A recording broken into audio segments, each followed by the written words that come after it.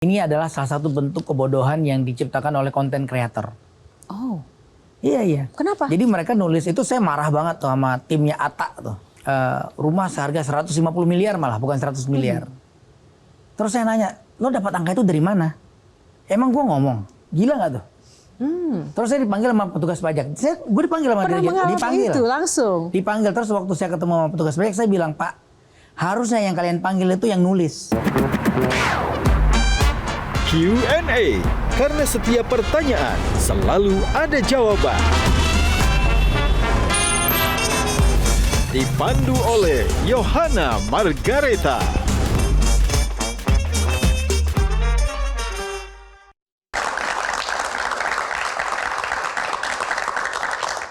Halo pemirsa, jumpa lagi bersama saya Yohana Margareta dalam program eksklusif dan spesial Metro TV Q&A. Karena setiap pertanyaan selalu ada jawaban. Seperti biasa, saya tidak sendiri. Saya ditemani oleh para panelis luar biasa di bidangnya. Kita berikan tepuk tangan yang paling meriah untuk Sujiwo Tejo, Mbak Tejo. Gen Wigi, Gen Z kita, Melissa Grace, influencer kita Sherry Anavita, jurnalis musik kita Sindo Apito. Yang paling meriah untuk teman-teman mahasiswa di studio, tepuk tangannya mana? Oke. Semuanya spesial termasuk Anda pemirsa di rumah, dan kali ini kami akan hadirkan bintang tamu yang sangat luar biasa. Sosok yang satu ini memiliki banyak keahlian di dunia seni, mulai dari seorang penyanyi, pencipta lagu, hingga menjadi sutradara film layar lebar.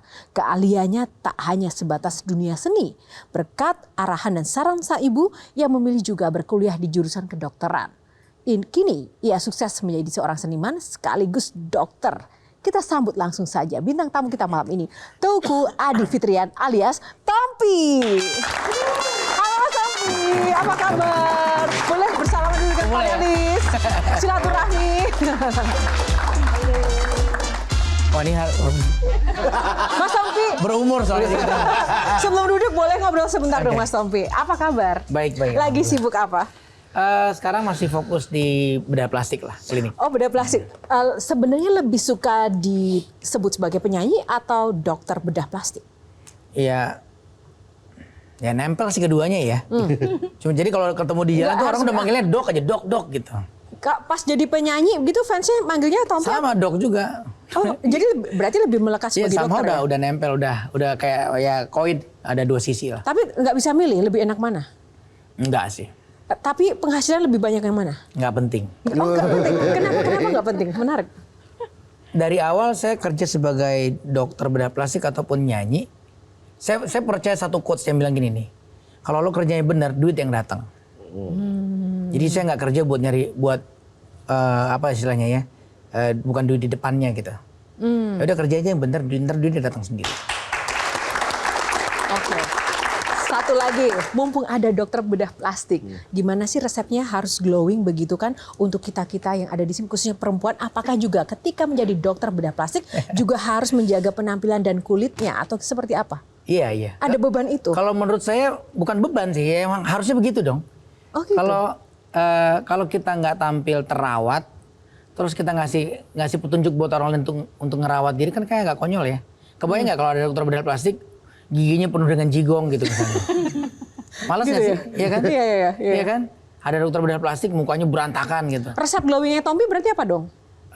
Saya sekarang pakai skincare cuma simple doang, cuma sabun, moisturizer sama sunblock doang.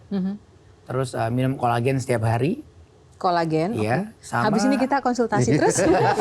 Itu doang sih kayaknya. Wow, tepuk tangan.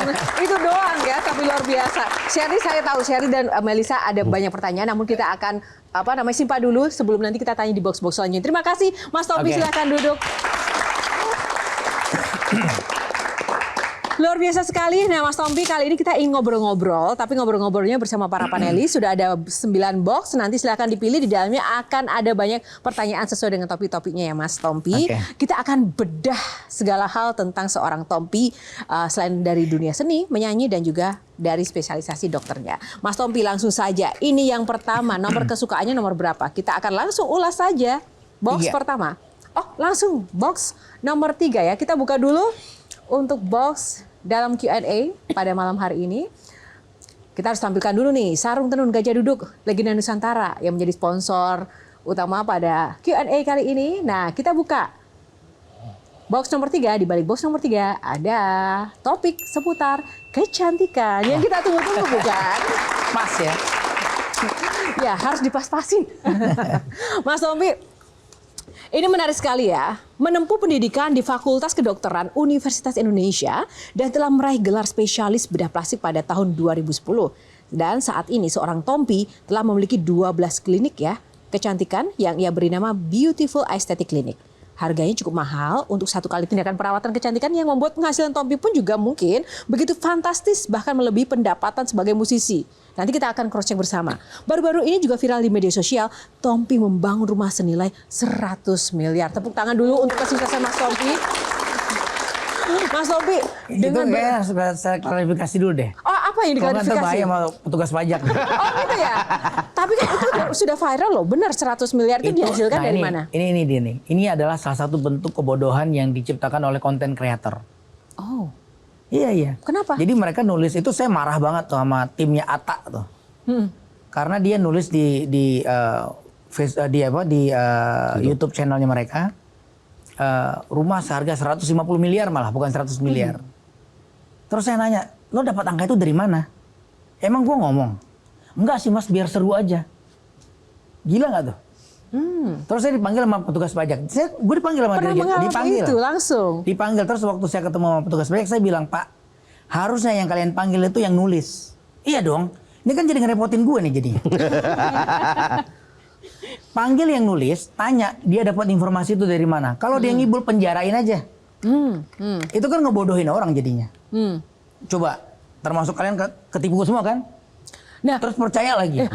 Oleh karena itu kan kita konfirmasi ya. Padahal selama ini kan banyak sekali budaya ya, public figure ya, apapun profesinya itu yang flexing. Nah, Makanya bagaimana itu, pendapat Mas Tompi? Menurut gue itu adalah makhluk terbodoh yang harus dimusnahkan di muka bumi. Seseorang yang flexing itu? Semuanya. Kenapa? Kenapa dianggap Ngapain terbodoh? sih? Apa gunanya sih? Emang dengan flexing lo bikin orang jadi bahagia gitu? Udah gitu mending lo punya beneran, punya juga enggak, belum tentu gitu. Nggak ada gunanya gitu. Mau dilihat dari sisi apapun, dari agama, dari kehidupan sosial budaya, nggak ada poinnya buat flexing gitu. Nah, terkait dengan sosial budaya Mbah Tejo? Ya, tapi apapun yang ditulis timnya Atta itu tidak menurut esensinya kan Tompi kaya, gitu aja. Nggak setuju Dibandingin. saya. Tapi kenapa nggak setuju? Kan memang kaya Mas Tompi. Kalau kita ngomong angka, harus proven dong. Kalau tidak Orang angka, saya bisa ngeliatin kok, saya bangunnya berapa, saya belinya berapa. tapi kalau tidak dari angka, Mas Tompi merasa Mas Tompi kaya nggak? Saya kayak hati aja. Oh, Kalau akan begini, penyanyi yang punya keberuntungan lain gitu loh. Yo, gimana? Boleh? Misalkan? sebenarnya bisa saja. Misalkan kayak... Tapi gini Mbak Tejo, sekarang memang banyak orang itu yang tidak mau mengklaim dirinya kaya, ya itu tadi karena ada masalah pajak. Ya, enggak, artinya dari musik seperti siapa? Tommy Wenas siapa? Tony Wenas. Tony Wenas, Ya. Direktur Freeport. Direktur Freeport. Terus ada Ikang Fauzi di properti, ada Ini pasti baru baca postingannya Adi MS nih. enggak, aku baru ketemu orang yang Akri Muhammad, yang Ya, lawyer. Kadri Muhammad. Kadri Muhammad, 100 top lawyer, penyanyi juga. Artinya ada Riawan Munaf, ada Tantowi Yahya. Ya. Nah, kaya dong berarti Tompi.